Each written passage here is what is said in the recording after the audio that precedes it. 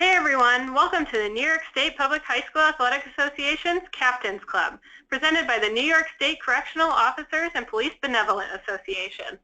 This association represents over 30,000 New York State employees and retirees from the Security Services Unit and is proud to support NYSPHSAA Captains Club. I'm Kristen Jaden, Special Programs Coordinator at New York State Public High School Athletic Association. Every Captains Club is about exploring the different roles, responsibilities, and expectations what it takes to be a team leader. It doesn't matter if you're a captain, a bench player, or anything in between. During Captains Club, we focus on you. I'm really excited because we have two members of the New York State Public High School Athletic Association Student Athlete Advisory Committee speaking today. Hannah Morley, a senior from Delaware Academy-Section IV, and Linzy Dineen, a senior from Wallkill Senior-Section IV in Section IX. Hannah plays soccer, basketball, and track for her school. She also gives a lot of her time to activities she feels passionately about, including an anti-bullying program and an alternative to violence program, where she serves as a student leader and facilitator. She is also the president of her school's varsity club, which promotes school spirit and athletics. One of her proudest accomplishments was being chosen to represent Delhi at the American Legion Auxiliary Empire Girls State in July 2016, where she was elected to the office of Lieutenant Governor from over 350 highly qualified young women from throughout the state.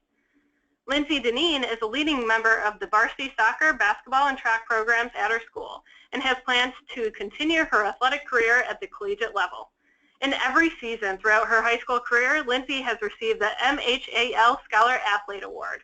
Her dedication expands beyond athletics through her passion as class president, membership in the National Honor Society, and multiple community service endeavors. Lastly, she has just been named the valedictorian of her class. Amazing. Both of these young women will provide some insight into what being a leader means to them. They'll also talk to us about how leadership can come from many different people in many different ways. Hannah is going to start us off. 1 in 15 children will be diagnosed as a leader. In today's society, it's like leadership is an epidemic. We isolate students and send these leaders off to conferences, sometimes for a day, for a week. Those who are not selected as leaders must stand by idly, waiting for leaders to return and listen to their every command. Leadership isn't something you're born with. Leadership can be inherited at any time by anyone. Think of the leaders in your life. Believe it or not, your captains were the underclassmen who were buried in the crowd and didn't have the voice nor the confidence to lead. Your class president used to be just an average Joe student until they decided to campaign and be the voice for their fellow classmates. It seems as if leadership is a ripple effect. Event by event, you gain a voice and become the leader you're meant to be. A leader may not be someone who leads thousands of people. You may be a captain and have 2 of your teammates respect and listen to you. That's leadership. Leadership does not require a huge crowd. My story of becoming a leader starts back in October of 2011. This is the month I transferred schools. At my old school, I was considered to be one of the better athletes. I was one of the smarter girls in my grade. I seemed to have excelled in my old school. Once I transferred, that wasn't the case anymore. I was thrown into a team that was packed full of some of the best athletes in our league. I was struggling in school. I was having a bit of a hard time adjusting to the educational differences from the 2 schools. I was a little worried about where I was. I had gone from excelling to being mediocre at best. I stopped standing out in sports, so I had to contribute to my team in other ways. My team has been full of leaders, and I had to be the leader that I am. I'm not the leader that will stand out and demands respect from their peers. I like to lead with a positive attitude and pick my peers up and treat them as my equals. My team is full of leaders, and all of our leadership techniques come together to create a family and a safe environment full of constructive criticism and great relationships. So I hope that with the closing of your winter season and the beginning of your spring sports, you find your voice and become the leader you're meant to be. Thanks so much for the opportunity to talk in this Captains Club, and now here's Lindsay.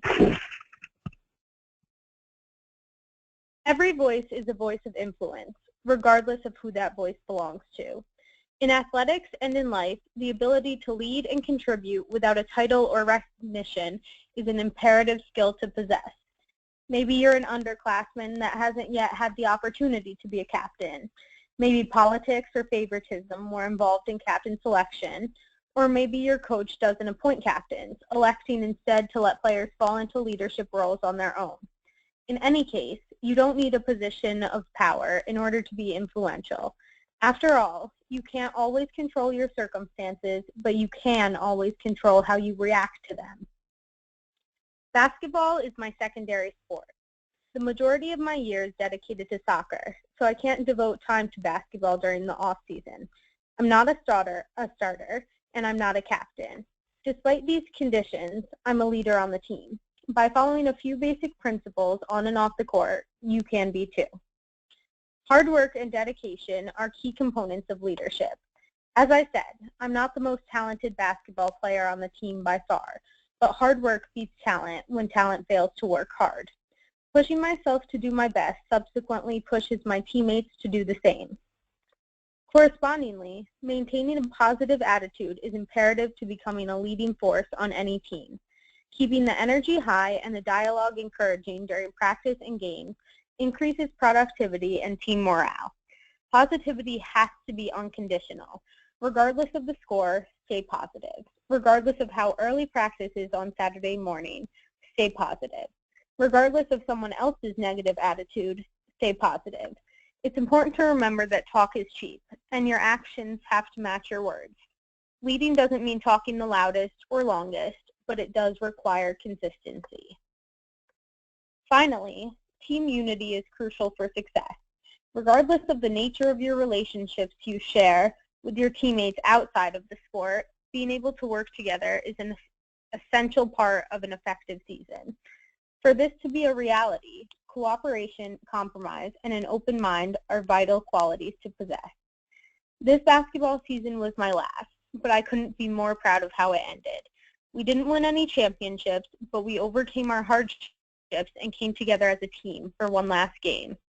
For me, that was a more rewarding victory than any title could have been, and it wouldn't have been a possibility without a display of leadership from each and every one of us.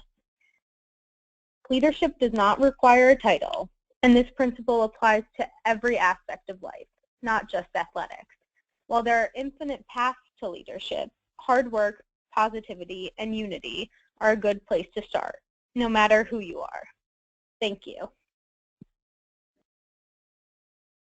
Hannah and Lindsay, thanks so much for joining us today. I know the student athletes who listen can relate to both of you and hopefully take some of your advice back to their schools and to their teams. And I thank you for joining us. And that's it for today. So don't forget to check us out on Twitter, Facebook, and Instagram at NYSPHSAA. Also, thanks to NYSPHSAA for their support of NYSPHSAA Captains Club. Make sure you join us next time on Tuesday, April 11th at 3 p.m.